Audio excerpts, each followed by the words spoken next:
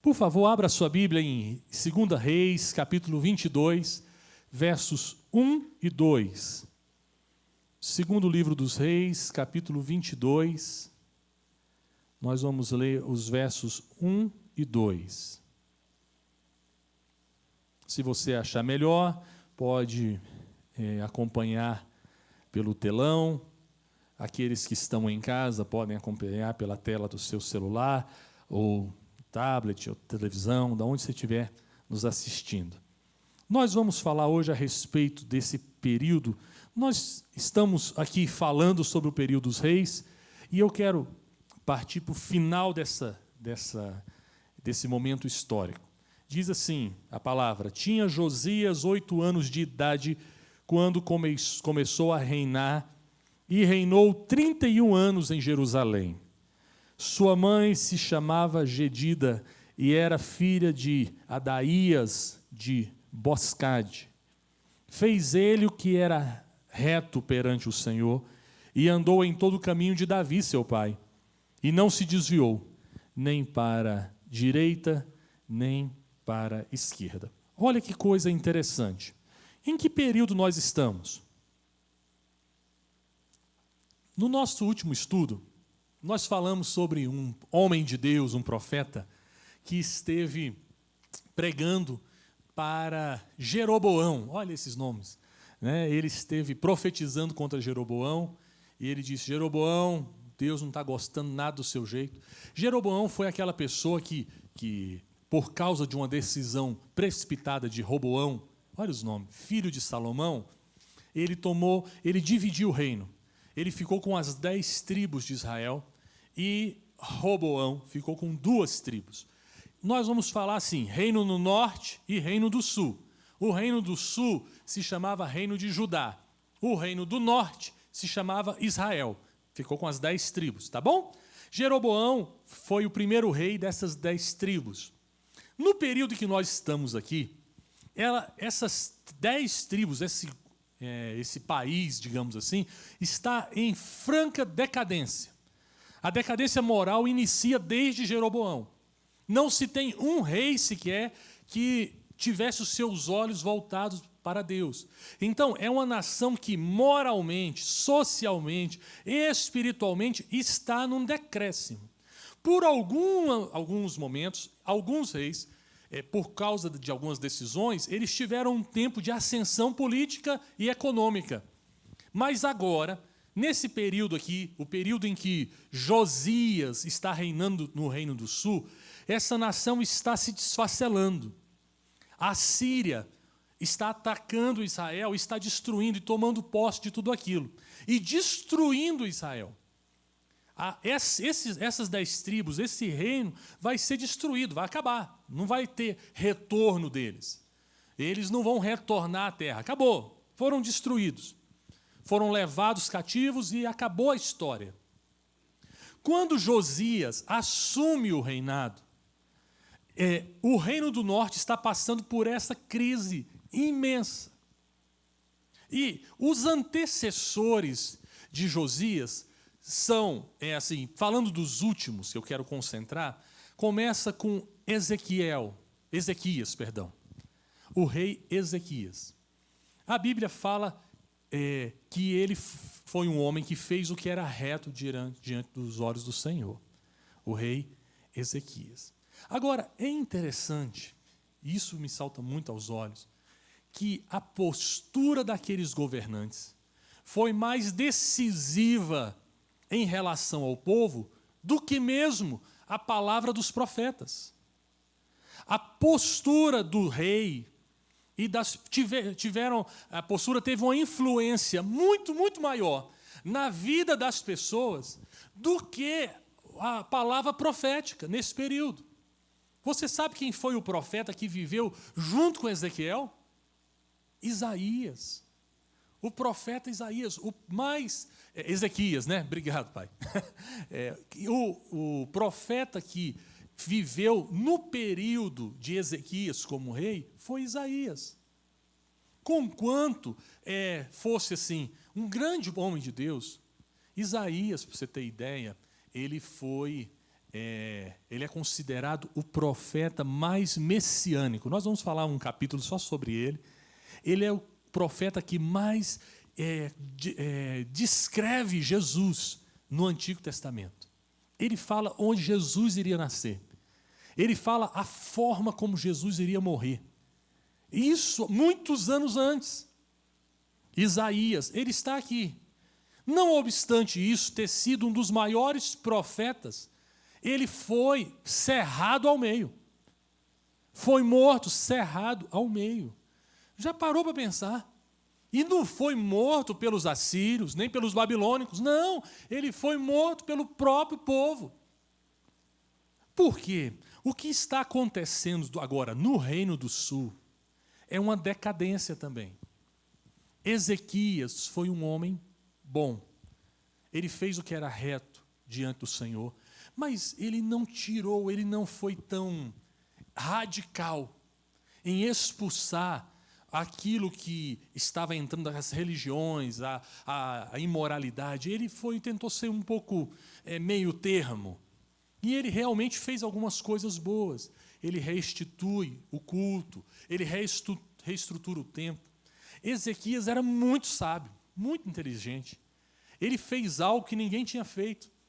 Porque toda vez que uma cidade era sitiada, a fonte de água geralmente ficava do lado de fora, por um motivo óbvio. Naquela época não tinha Saneago ou não tinha Caesb, né? Então eles usavam fossa normal e os dejetos ficavam ali nessas fossas. Se você tivesse uma fonte de água dentro da cidade, certamente ela ficaria contaminada. Então a fonte de água ficava distante. E o que acontecia? Quando um exército queria dominar aquela cidade, mesmo que tivesse bons muros, o que eles faziam? Eles desviavam a água. Desviando a água, o povo ficava preso ali e vai morrendo de sede, até que eles se rendiam ou então partiam para uma batalha frontal. Né?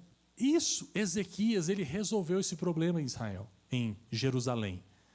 Ele pegou a água que estava do lado de fora e fez um aqueduto. E esse aqueduto, ele vai cair em Siloé. Ele escondeu tão bem escondido que essa obra só foi descoberta em 1880. Agora você pensa, depois da morte de Jesus, 1880. E Ezequias viveu muito antes de Jesus Cristo vir. Que obra bem feita. Eu estive nesse túnel, eu sou meio claustrofóbico. Mas eu fiz questão de entrar nesse negócio lá. Falei, não, deixa eu andar. Porque é impressionante como é que ele foi feito. Você imagina, eles estão furando uma rocha. A água está lá do lado de fora. E eles estão furando uma rocha. Aí eles colocaram um grupo indo daqui e um grupo vindo de lá, dentro da rocha, quebrando aquela rocha.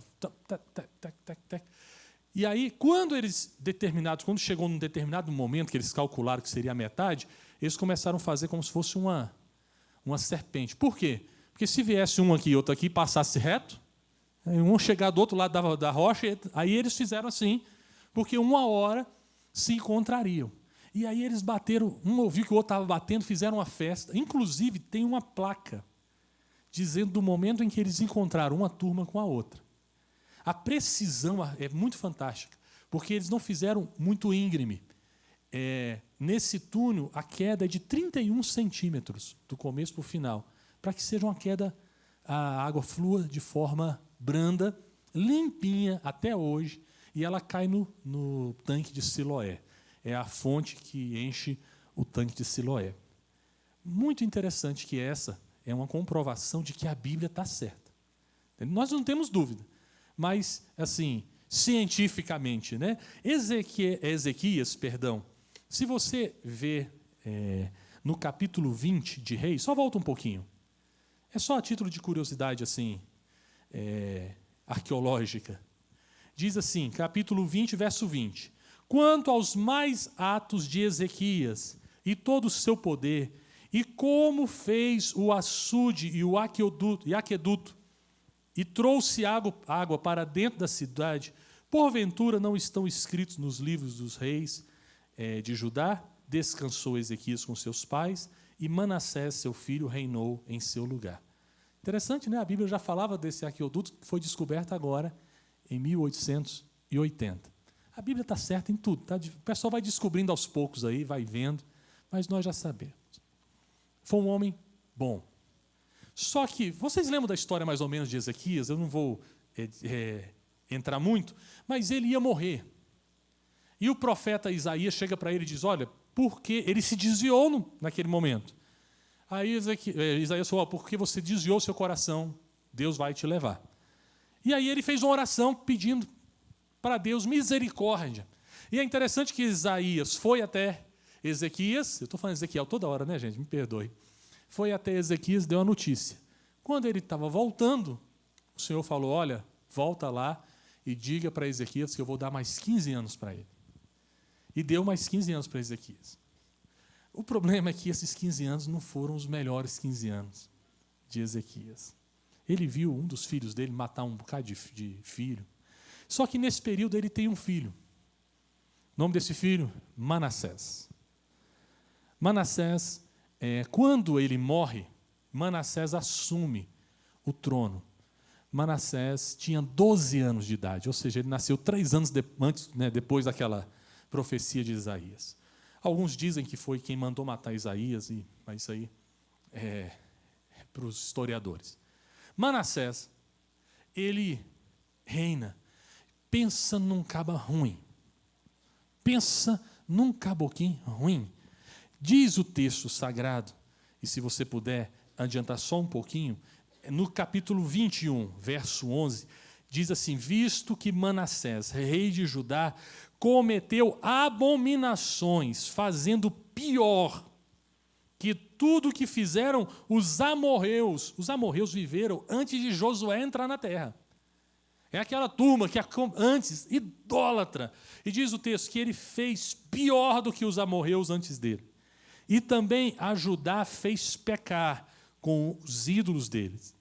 Assim diz o Senhor, Deus de Israel, eis que hei de trazer tais males sobre Jerusalém e Judá, e todos os que ouvir lhe tinirão ambos os ouvidos. Estenderei sobre Jerusalém o cordel de Samaria e o prumo da casa de Acabe. Ou seja, Samaria aqui já estava caindo, que era a capital do reino do norte. E Deus já estava dando a dica. Olha, do mesmo jeito que eu fiz lá, vou fazer aqui também. Eliminarei Jerusalém como quem elimina sujeira de um prato. Elimina e o emborca. Abandonarei o resto da minha herança, entregá-lo-ei nas mãos dos seus inimigos. Servirá de presa e despojo para todos os seus inimigos.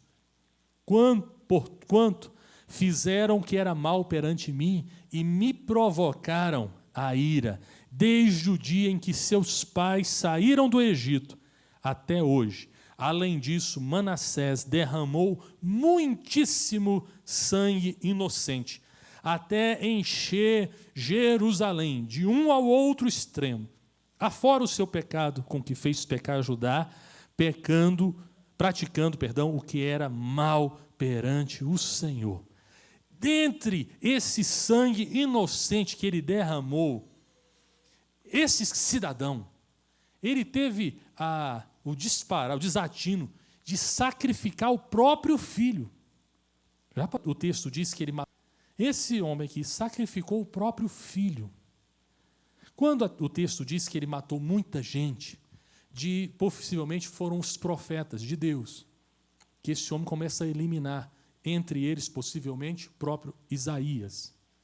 Esse período aqui é o período que está surgindo um outro grande profeta, que é Jeremias. A nação entrou numa decadência. Deus falou assim, por causa do pecado de vocês, eu vou acabar com essa nação. Ponto final. Não, ninguém vai sobrar. E nós precisamos entender que Deus tem ira, Deus odeia. Eu já preguei sobre isso, algumas semanas atrás, sobre as coisas que Deus odeia. E a ira de Deus não é como a nossa ira, mas existe um limite. Eu me lembro do bispo Antônio pregando isso, até muitos anos atrás, falando sobre o limite que enche a taça de Deus. Você vai pecando, pecando, pecando, vai chegando no limite. A nação também, igualmente, tudo vai chegando, não tem um limite. E a consequência é destruição. A nação está nessa bagunça. Eles estão em decadência moral. Eles estão passando fome. Para comprar um prato de comida, era um tantão de moeda assim. Eles eram uma nação muito rica, tinha petróleo, e agora estão... Opa, estou falando da Venezuela. Mas Judá era do mesmo jeito. Foi uma nação muito próspera, mas o povo agora está pobre. Pobre. Pobre. É assim, é nessa história que Deus levanta um avivamento. Por isso que eu olho para o Brasil e penso assim, há uma solução para nós. Deus pode trazer um tempo de avivamento. Essa nação tem pecado contra o Senhor desde que foi inaugurada. Né? Desde que foi inaugurada. Uma nação envolvida com um tanto de coisa errada. Mas Deus pode trazer um tempo de avivamento sobre nós. Amém? Manassés, eu quero fazer só um pequeno adendo com respeito a Manassés. Se você fosse da época de Manassés e esse cara fosse preso, você ficaria feliz? De repente você é um filho de um profeta. Seu pai foi esquartejado na frente assim, de todo mundo. E esse homem foi preso. Ele foi preso, mas não foi preso de qualquer jeito. Os caras colocaram um anel no nariz dele e saíram arrastando esse homem para humilhá-lo. Agora, olha que interessante, depois eu vou voltar para a história, terminando Manassés, capítulo 33 de 2 Crônicas, tá? Se você puder abrir, por gentileza, capítulo 33 de 2 Crônicas. Reis e Crônicas contam basicamente as mesmas histórias, obviamente de uma perspectiva um pouco diferente. A partir do verso 10. Esse homem foi preso, amarrado pelo nariz. Quem o levou foi o exército da Síria. Diz assim, falou o Senhor a Manassés e o seu povo, porém não lhe deram ouvidos, pelo que o Senhor trouxe sobre eles os príncipes do exército do rei da Síria, os quais se apoderaram de Manassés com ganchos, amarraram-no com cadeias e o levaram à Babilônia. Ele, angustiado, suplicou deveras ao Senhor, seu Deus, e muito se humilhou perante o Deus de seus pais, possivelmente se lembrando de Ezequias, seu pai. Fez-lhe oração, e Deus se tornou favorável para com ele. Atendeu-lhe a súplica e o fez voltar para Jerusalém ao seu reino. Isso fala muito da misericórdia de Deus, não fala? Um cabra ruim desse, mas ele se arrepende de coração e diz a palavra que Deus tirou ele de lá e restituiu ele ao reinado.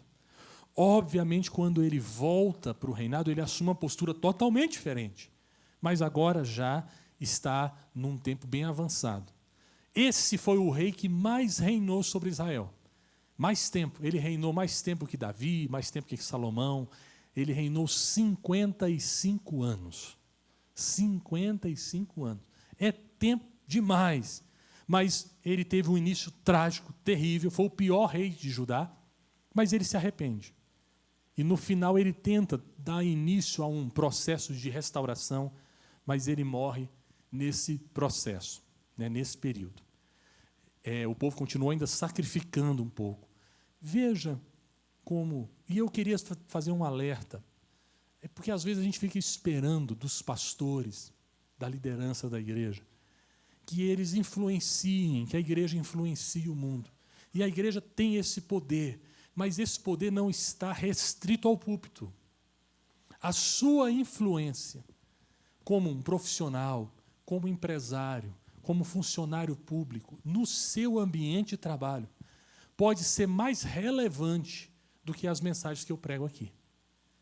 Porque você pode falar ao coração de alguém que não conhece o Senhor, mas que confia em você, sabem quem você é. Por isso que você não pode se omitir. Se um dia essa nação, nosso país, entrar nesse tipo de decadência, de destruição, a responsabilidade não será tão somente dos pastores. É minha, é sua também, no sentido de você fazer a sua luz brilhar. Jesus disse: vocês são a luz do mundo. E ele diz: não se pode esconder uma cidade, né, que não se pega a luz, perdão, e se esconde debaixo da cama. Pelo contrário, se coloca no lugar alto. E por que Jesus diz que você é a luz? Ele diz assim: para que as pessoas vejam as suas boas obras e glorifiquem ao Pai que está nos céus. De repente você é um funcionário, vou falar um órgão aqui qualquer, TCU. A sua influência lá dentro é como sal, levando o reino de Deus. E pelo amor de Deus, não é para você ser chato, né? Porque tem o xiita e tem o chato, né? Que é aquele cidadão insistente que fica ali pregando, ou então tentando mudar as pessoas à força, né? Não, ou então, não é isso não. A minha postura é no sentido de, primeiramente, ser íntegro, fiel ao Senhor. Para que as pessoas tenham uma referência. Para que serve a luz, como quando Paulo diz: vós sois o luzeiro do mundo? É como se fosse um farol. O farol é uma referência. À noite, quando eles estavam navegando em mares revoltos, quando alguém avistava um farol, aquilo trazia esperança. O farol não mudava de posição.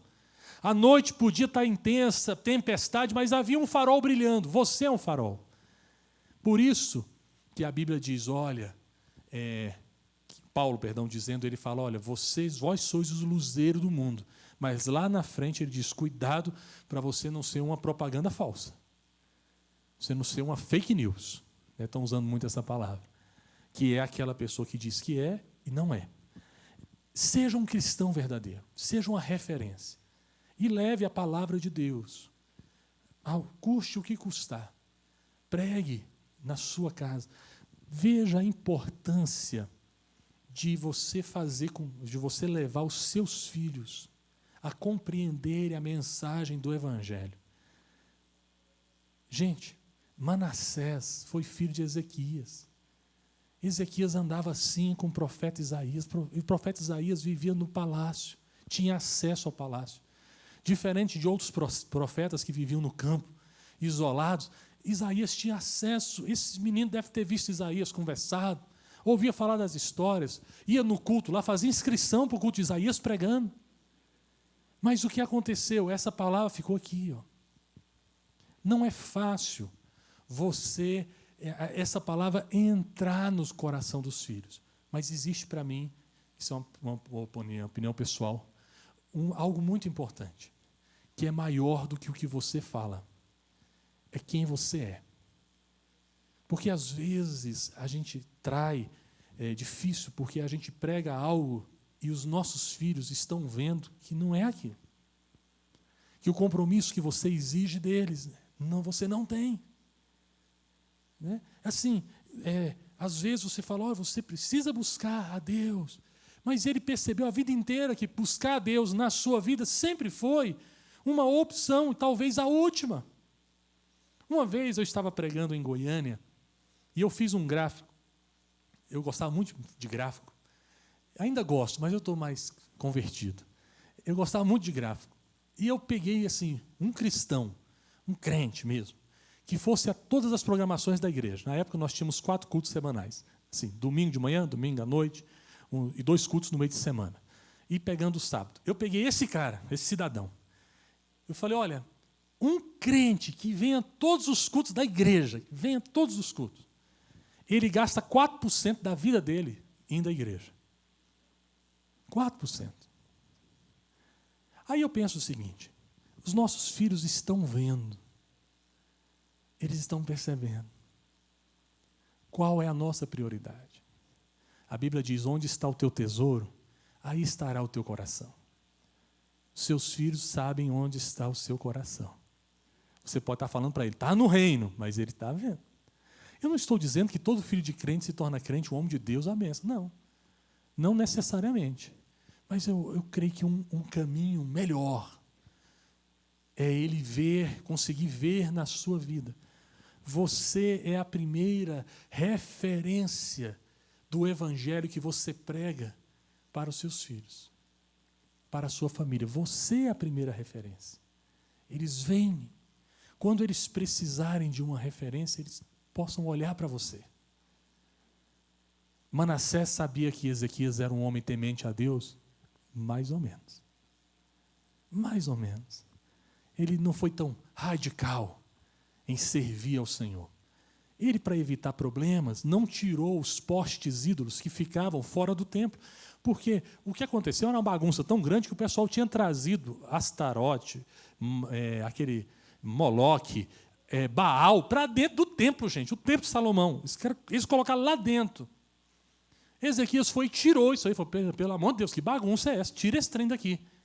Só que ele permitia que o povo, para ficar com um ibope legal, para sair bem na fita, ele permitia que o povo adorasse nos lugares altos. Sabe o que aconteceu com Manassés? Manassés, quando assume o reinado, ele traz todos esses ídolos e coloca dentro do templo. Ele traz para dentro do templo. E diz o texto que ele fez abominação diante do Senhor. Existiam algumas prostitutas cultuais que tinham relações sexuais como forma de adoração a outros deuses. Manassés trouxe isso para dentro do templo. Aquele templo que foi inaugurado por Salomão, que Salomão disse, se o meu povo, que se chama pelo meu nome, se humilhar, orar e me buscar, e eles se vierem a esse lugar e se converterem, eu vou ouvir. Foi nesse lugar que Manassés profana. Filho de crente, mais ou menos crente. Eu creio que você precisa ser radical, não chato com o que você fala, entendeu? Não é o tanto que você fala, mas o compromisso que você tem com o Senhor. Amém? Não é porque meu pai está aqui, né, que eu estou... chovendo molhado. Mas uma das coisas que eu, minha irmã que está ali fora, meu irmão que está ali, aprendemos desde cedo é o valor de culto. Eu acho que nós nunca chegamos atrasados num culto, né, pai? Só o dia teve um horário de verão, a gente estava de ônibus, eu lembro desse dia, atrasamos 1 hora. Assim, ainda chegamos antes, porque a gente chegava sempre mais cedo, mas a gente não atrasava culto. Mesmo quando a gente estava de férias, a gente procurava uma igreja para ir. Eu me lembro de ir uma vez numa igreja, se não me engano, não sei onde, qual é a cidade, fechada, a igreja estava fechada, meu pai pediu para abrir, para a gente orar lá dentro da igreja. Aí nós entramos, oramos, eu fiquei assim, eu era adolescente, falei, que trem chato, a gente podia estar passeando, nós estamos dentro da igreja aqui, perdendo esse tempo, oh meu Deus, nem conheço essa igreja aqui, não sei nem o que é isso. Né? Na cabeça do adolescente você está assim, mas aquilo está ficando no seu coração. Eu estou percebendo que ir à igreja não é uma opção, faz parte da vida, gente. Então, não precisava ficar assim, falando, pregando texto, Bíblia, para a gente ir para... Claro que teve na adolescência, a época que a gente ia pouco, mas teve a época que a gente ia mais. Eu lembro da adolescência de que eu pedi uma vez para o meu pai e para minha mãe, a gente tinha férias de janeiro ao final do carnaval, ou de dezembro ao final do carnaval. Bons tempos esses. Quem lembra aqui dessas férias que eram imensas? Né? Você entrava de férias ali no comecinho de dezembro, aí tinha dezembro inteiro, janeiro inteiro e fevereiro quase todo. Eram bons tempos esses. E eu me lembro que eu fiz um pedido, falei, eu sou um adolescente, eu sou meio doido, radical, nessa época eu andava com cabelo grande, e aí eu fiz um pedido. Eu e o Henrique, que vai estar pregando aqui hoje à noite, nós fizemos o seguinte pedido para os nossos pais, nós queremos passar o mês de fevereiro todo na igreja. Olha, que pedido. Esses meninos é doido. E a gente ficou na igreja, dormia na igreja, né? A gente levou as trouxinhas e ficavam lá. Fazendo o que na igreja? Orando, lendo a Bíblia, tocando violão, ouvindo música. Pronto. Né? Aí você pensa, onde você aprende isso? Não existe um curso, não existe obrigatoriedade de seu filho vir aqui para a igreja. E eu nem estou dizendo que todos... Né? Existem casos e casos da gente. Mas é muito importante que mesmo quando os nossos filhos, se eles se desviarem, eles tenham uma referência muito próxima a eles. Se o seu filho desviar, não desvia junto, não. Se ele for para outro caminho, continua. Porque mesmo que você vá para a glória, ele vai saber que você era uma referência. Amém? Fica assim, isso aqui não está nem no esboço, não. Vamos voltar. Quero falar sobre o tempo de Josias. Quando, depois dessa bagunça toda, vem um cidadão que consegue ser pior um pouco, pior tanto quanto Manassés, que é Amon. Amon, seu filho. O bicho era tão ruim, que só reinou 2 anos. E já foi muito. Já fez muita bagunça. Quando esse cidadão morre, nasceu no período de Manassés um jovenzinho, um menininho, com coisinha petitica. Sabe o nome desse menininho? Josias. O que aconteceu foi que quando Amon morreu, ele assume o reinado com 8 anos de idade. 8. Era um fantoche sentado no trono. Porque quem governava era a turma, que eram os conselheiros. Tal. O que o menino de 8 anos pensa? E realmente, o texto bíblico se cala desde os 8 aos 26 anos de Josias. A Bíblia não fala o que ele fez. Só que aos 26 anos de idade, se você quiser acompanhar a leitura, está no livro de Reis, capítulo 22. Eu vou voltar aqui. Reis, 2 Reis, capítulo 22. Aos 26 anos, né? De idade, no 18º ano do seu reinado, o rei Josias mandou o escrivão Safã, filho de Azalias, filho de Mesulão, à casa do Senhor, dizendo: sobe a Ilquias, o sumo sacerdote, para que conte o dinheiro que se trouxe à casa do Senhor, o qual os guardas da porta juntaram do povo, o que deem nas mãos dos que dirigem a obra, nas mãos dos que dirigem a obra, e tem a seu cargo a casa do Senhor, para que paguem aqueles que fazem a obra que há na casa do Senhor, para repararem os estragos da casa, aos carpinteiros, aos edificadores, aos pedreiros, e comprem madeira e pedras lavradas para repararem os estragos da casa. Porém, não se pediu conta do dinheiro que lhes entregara nas mãos, porque procediam com fidelidade. Isso parece não ter sentido, esse texto, mas ele faz todo sentido. Quando as tribos de Israel foram divididas, lá na época de Josué, todas as 11 tribos receberam terras. Apenas uma tribo não recebeu terra nenhuma, que foi a tribo de Levi. Deus disse: a tribo de Levi não tem herança na terra, a herança deles sou eu. Eles serão sacerdotes e vão cuidar do templo. Os levitas eram sustentados pelas 12 tribos de Israel, certo?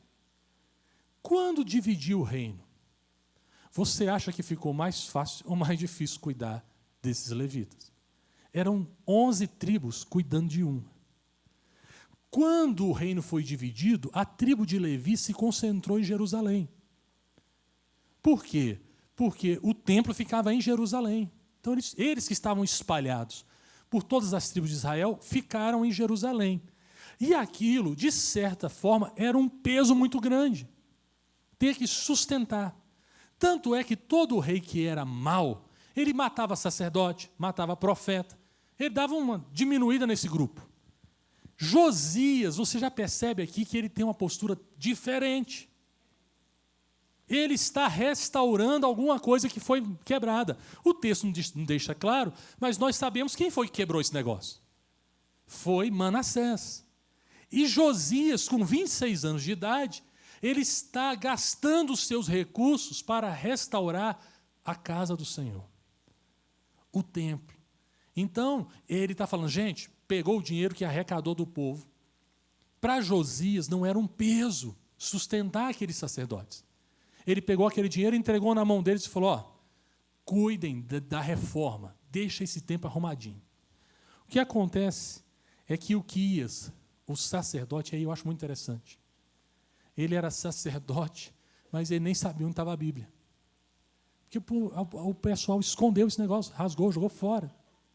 Diz, quando ele estava reformando o templo, organizando, escondido lá num canto, ele encontrou os 5 livros, né, os primeiros 5 livros da Bíblia, Gênesis, Êxodo, Levítico, Números e Deuteronômio. Ele encontrou uma cópia desses livros, a quem Deus tinha dito para Josué: Josué, não cesse de meditar nas palavras desse livro dia e noite.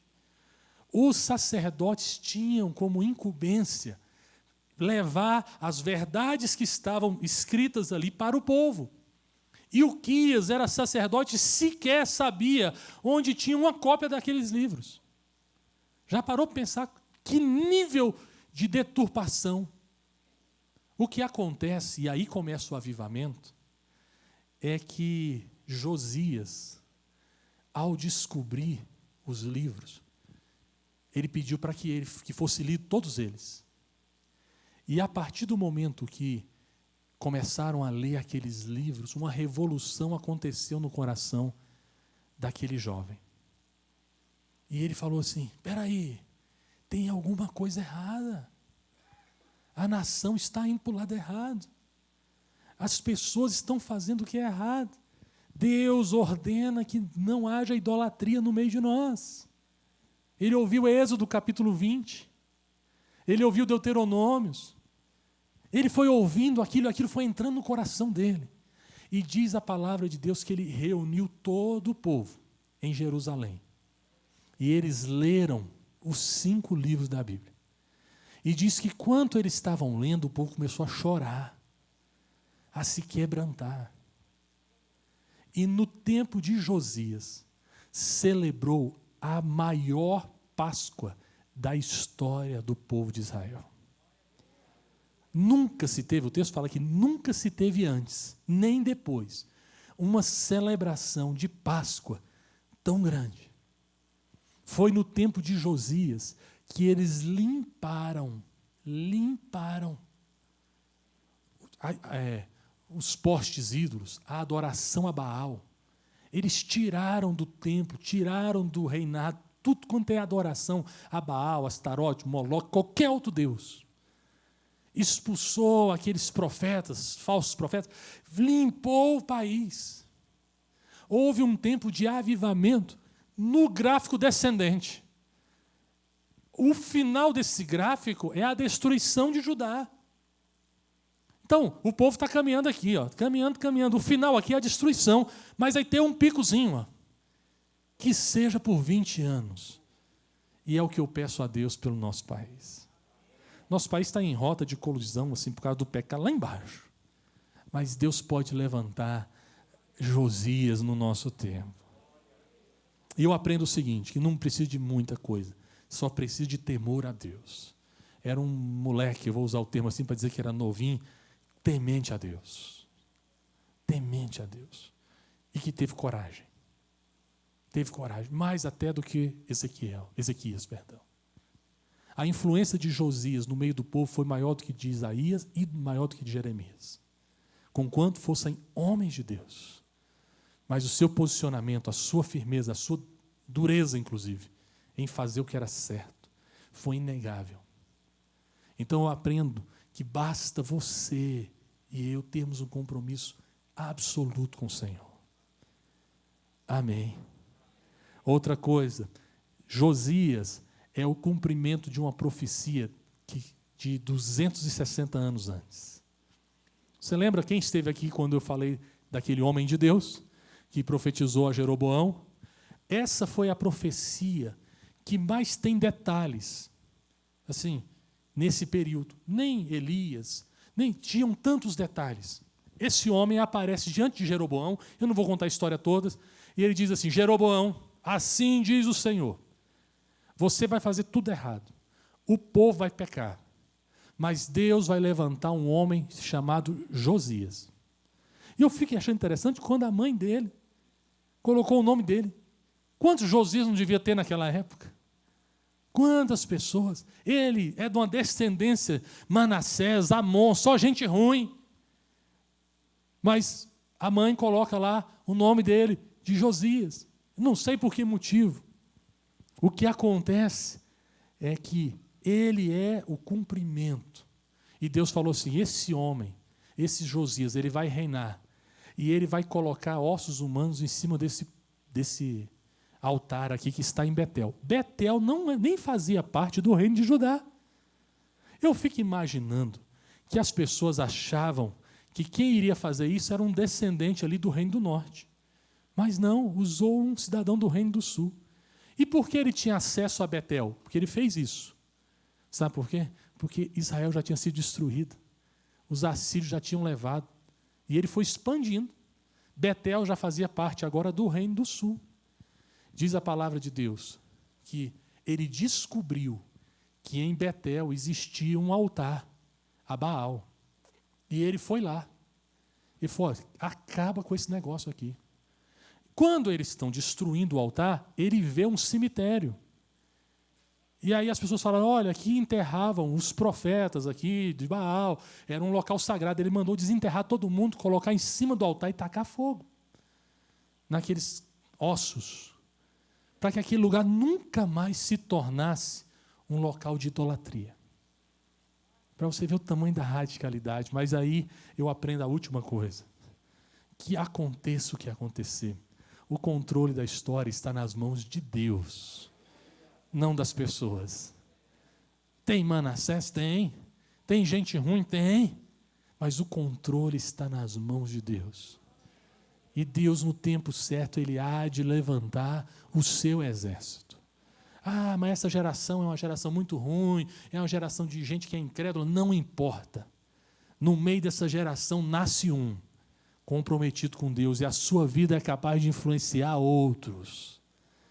E há um tempo de restauração. Quando você lê a Bíblia dizendo, foi a maior celebração da Páscoa que já houve sobre o reinado de Judá. Não menos, você não sabe quem o Senhor pode levantar. Às vezes ele vem da pior casa, da pior família, mas Deus levanta alguém. E a celebração da Páscoa é muito importante, porque a Páscoa fala justamente da aliança do povo com Deus, o compromisso do povo com Deus. É esse aqui o tempo de avivamento.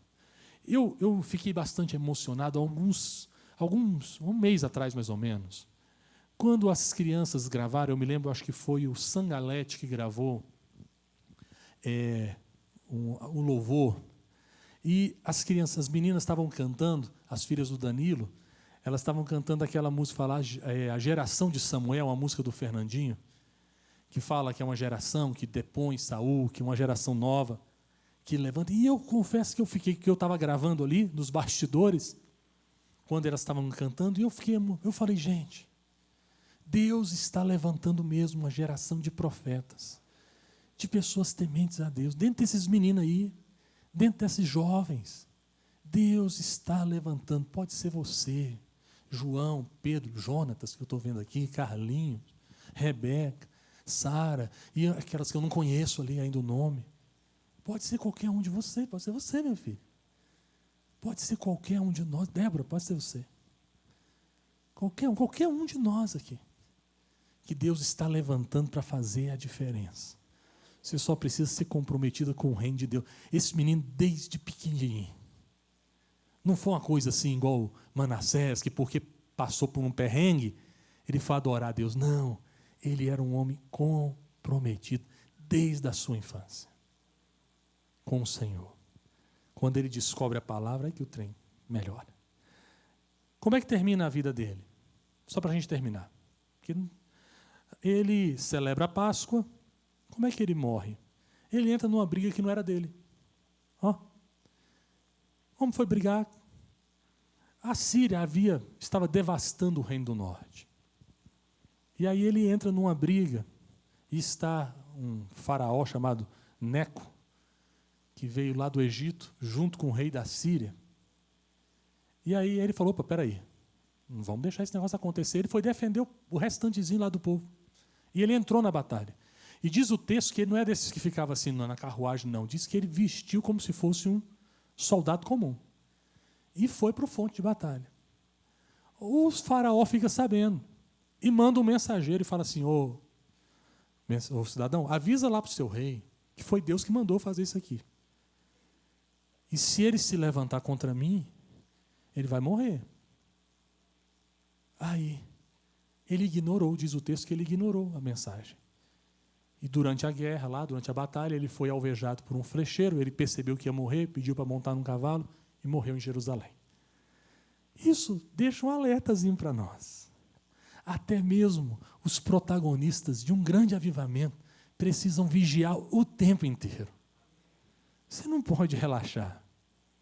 Você precisa ouvir, estar afinado com a voz de Deus para você não fazer besteira. Esteja atento à voz de Deus. Você pode fazer uma besteira, né? Tudo bem, não comprometeu, mas poxa, o homem morreu assim de uma forma que talvez não deveria ter sido assim. Depois de Josias, não se tem mais reis bons. Tem Jeoacás, você não precisa decorar esse nome, que foi um rei mau, que começou a voltar aquelas coisas tudinho de novo. E tem Joaquim. E Joaquim, ele nem dá tempo de ser rei bom ou ruim. Ele começa mal, mas aí ele já é o rei que é preso e levado cativo para a Babilônia. Quer dizer, ele fica ali durante um tempo, ele fica ali, mas o povo é levado cativo à Babilônia. Então, nós vamos fazer o seguinte, na próxima semana, a gente vai começar a falar dos profetas, das profecias especificamente desse período, tá? Isaías, Jeremias, são profetas desse período histórico. A Bíblia, um detalhe, ela não está numa forma cronológica.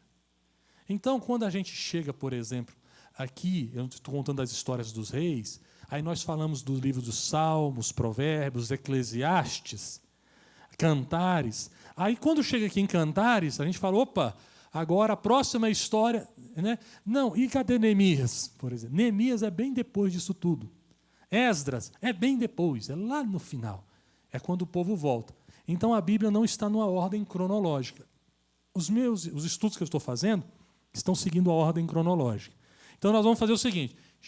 Chegou no final do Reino do Sul, acabou. Beleza, né? Joaquim foi levado. Mas eu vou voltar agora falando das profecias de Isaías, de Ezequiel e de Jeremias. Amém? Que o Senhor faça de cada um de nós, homens e mulheres comprometidos absolutamente com o seu reino. Seu filho, sua filha, tem tudo para ser um homem de Deus. Tá bom? Os seus filhos, a sua descendência. Eu sempre pedi a Deus. Falei, Deus, não é fácil me levar, não é difícil me levar. Pode ser através de um acidente de carro, agora até de acidente de avião. É mais fácil, ainda mais vai só eu. Tem perigo.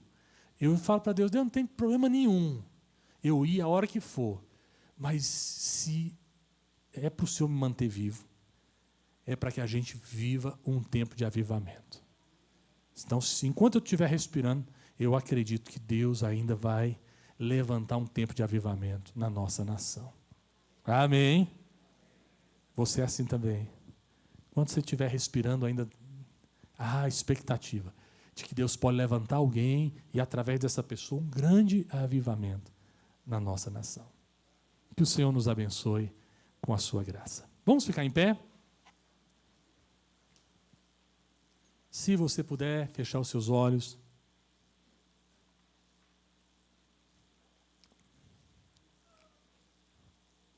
Pai querido, Tu és Deus de graça, um Deus de misericórdia, e um Deus que tem o controle da história nas suas mãos. Quando parecia que não haveria nada bom no reino de Judá, depois de uma sequência quase trágica, depois do maior reinado, o reinado de Manassés, um reinado que fez tudo que era ruim, e no finalzinho ele começa a melhorar, mas ele morre, e quem assume faz ainda, volta com a maldade. Aparentemente não tinha solução. Eles tinham entrado num estado irreversível. Mas o controle da história está nas tuas mãos. O Senhor havia dito 260 anos antes, eu irei levantar um homem. O Senhor há de levantar pessoas, homens e mulheres, comprometidos absolutamente com o reino de Deus. Pai, eu oro de uma forma muito especial pela geração dos nossos filhos. Ó Deus, mesmo aqueles que estão passando por um momento difícil, tenham se distanciado do Senhor, o Senhor pode trazer um tempo de restauração nessas vidas. Mesmo aqueles, ó Pai, que nós achamos que não tem mais solução, o Senhor pode fazer através dessas vidas. Quem era Josias? Era um menino normal, comum, não era como os profetas, não tinha um discernimento tão grande assim. Nunca tinha lido a palavra até os 26 anos de idade. Apesar de ter no coração um temor ao Senhor, mas quando a tua palavra entrou no coração dele, promoveu uma revolução que invadiu o coração das pessoas. Deus, eu peço assim sobre a vida dos nossos filhos, netos, em nome de Jesus. Mesmo que eles estejam envolvidos com tantas coisas que não são teu reino, o Senhor pode resgatar. Não há ninguém que esteja tão distante que não possa ser alcançado pelo poder do Senhor. Pai, em nome de Jesus, eu clamo sobre esta geração. Eu clamo, Pai, pelo momento que nós estamos vivendo. Venha sobre nós, Senhor, com a tua graça. Não há tempo irreversível para o Senhor. É assim que eu oro, em nome de Jesus. Amém e amém.